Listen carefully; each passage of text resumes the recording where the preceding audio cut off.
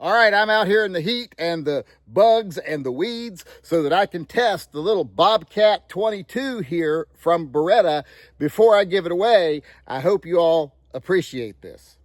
Before we get started here, I want to remind everyone to subscribe and sign up for all notifications on this channel. This channel is restricted by YouTube, so I'm counting on you to help us survive YouTube's anti-2A bias.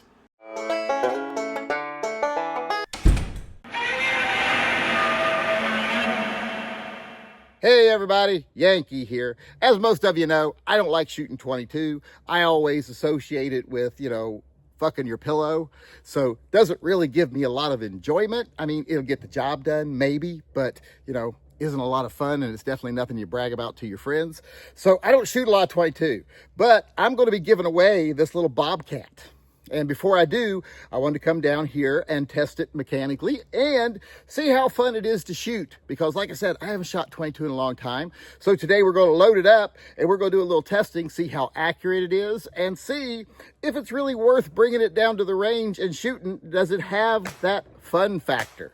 Now, one of the best things about this little gun is I've got it loaded up with the 8 rounds in the magazine. And if I want to get 9 rounds, I don't have to rack the slide, take the magazine out and put another round in. I just push that little button, pop that up, stick another round in there, and we're ready to go. All right, before we get shooting, let's look at the gun itself. This is the Beretta Bobcat. It is a little 22 long rifle pistol, and it is tiny. Most 22s I have or have had have been like in the 22-45 size range, the Buckbark Camper, things like that. Pretty big guns. So when you take them out and shoot them, it's just not all that much fun to me. I don't enjoy it. It's a big gun that doesn't make any noise, doesn't really ping the steel, so I don't really enjoy it. This one, because it's so small, it might be a little bit different experience. Like I said, I've never had one this small before that wasn't like a little tin piece of junk from back in the day.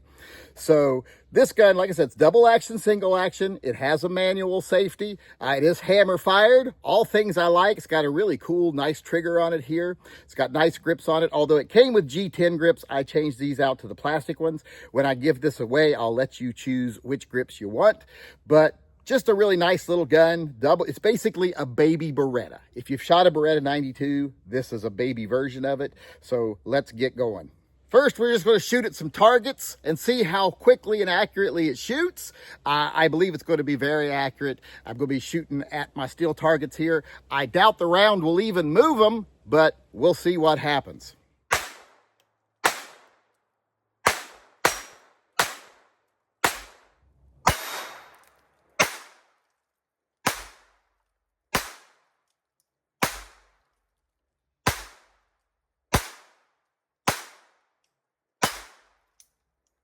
All right, as I anticipated, very easy shooting gun and very accurate gun. I haven't done anything with the sights. These are straight out of the box, and it's dead on. Now, I'm only shooting from about 12 yards, but hitting that little disc from 12 yards with this little gun is pretty good as far as I'm concerned. So as far as accuracy goes, this gun's very accurate.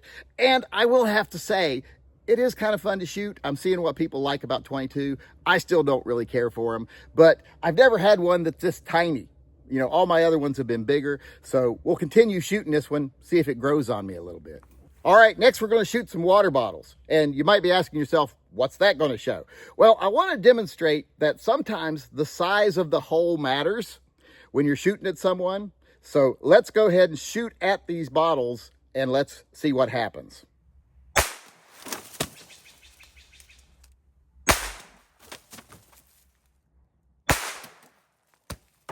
Now, this is a perfect example of how where you hit is very important.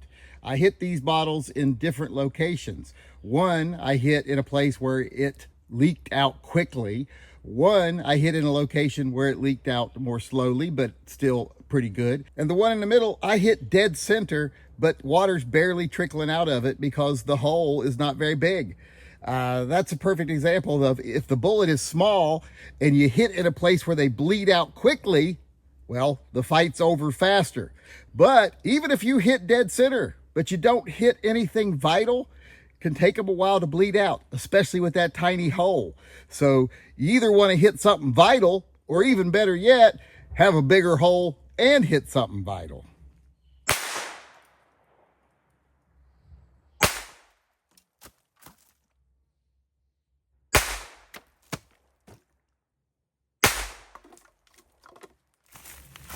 Now I've hit this bottle twice, dead center. But look how long that would take someone to bleed out. It's still living. This bottle can still be fighting.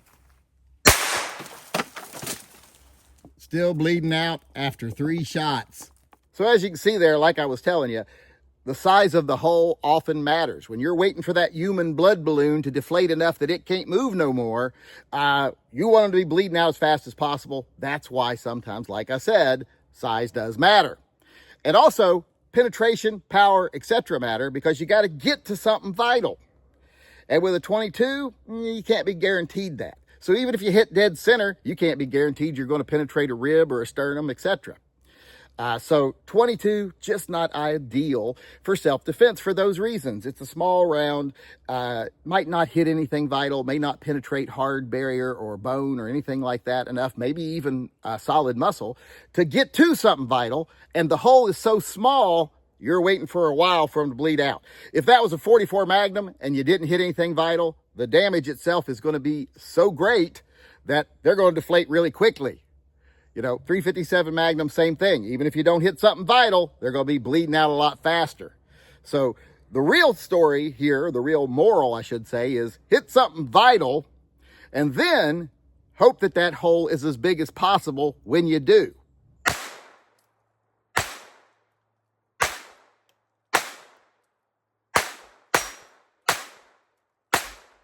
All right, my final conclusion on this gun. If you like 22, this is probably the best gun you could buy.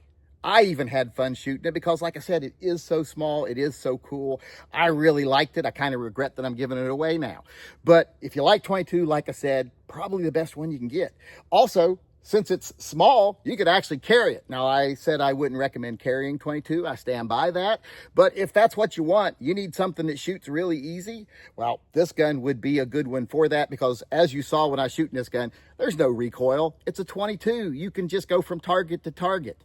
I'm not a great shot, and I never missed once with it today. So that tells you something. If this old guy can hit with it every time, you can hit with it every time. And like I said, if it's easy for me to shoot with all my problems, well, then it'll be easy for you to shoot too.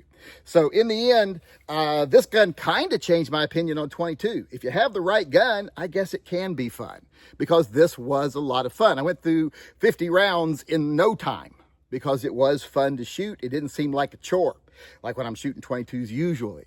So going to give this gun top marks for what it is. Now, as a carry gun, well, it'd be down towards the bottom because, like I said, it is a 22.